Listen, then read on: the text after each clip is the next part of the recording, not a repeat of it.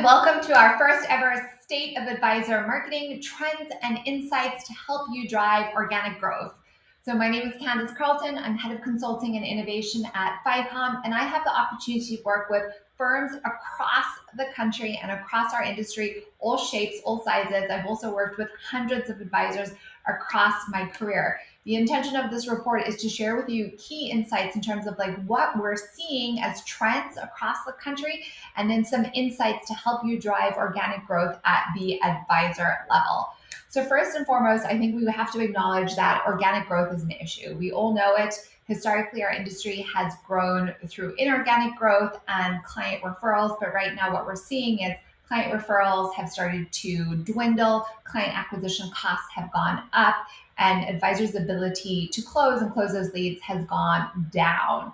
I think part of the issue is that corporate marketing can only take you so far.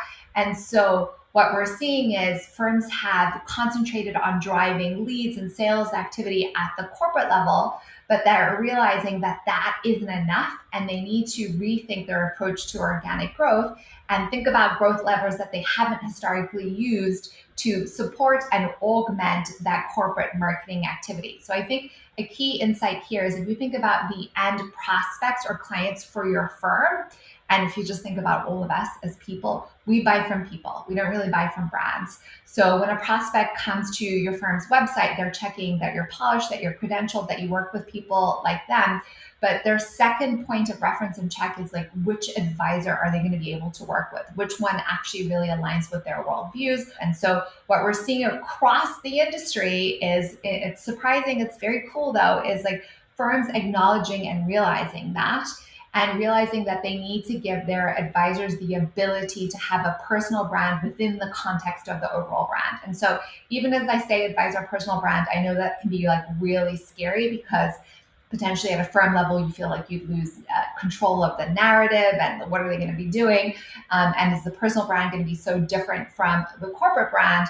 But the reality is if it's done correctly, and we've been seeing it being done correctly, I'll tell you how, is it actually what you can do is you can have expanded brand presence by using your advisors as brand ambassadors across the industry. So thinking about unleashing your advisors as brand and sales ambassadors because they have a unique story to tell and they work with a unique subset of clients that all align with your overall brand architecture, but are probably different from advisory team or advisory office to advisory office or team. So this would be our recommendation. Really identify your high growth advisors in your firm and speak to them. So ask them these questions what would you need to drive organic growth? What are the things that you're missing, the capabilities? If we could tool you to drive more growth in your local markets, what would you need? And what at the moment is getting in your way of driving that organic growth?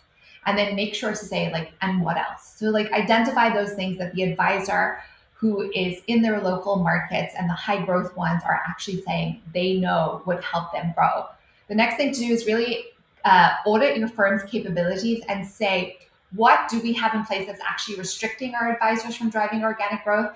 And what capabilities would we need to add or free up or unlock to help our advisors drive organic growth in their local marketplace? So does every advisor have a marketing and sales plan that's actionable and documented? Does every advisor have a revenue goal? Do they have accountability structures that are actually working?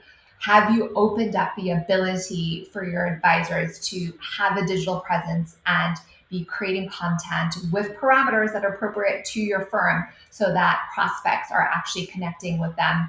And then some things to think about is for your website, if a potential prospect lands on your website, are they able to self-identify which advisor is a fit for them and potentially reach out directly to an advisor?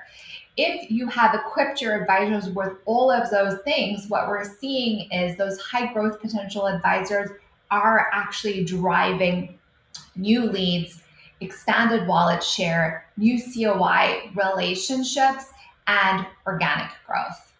It's been a pleasure bringing this report to you. If you have any questions or trends or things that you're seeing and you'd love for us to share our empirical insights in working with firms across the country, we'd love to do that.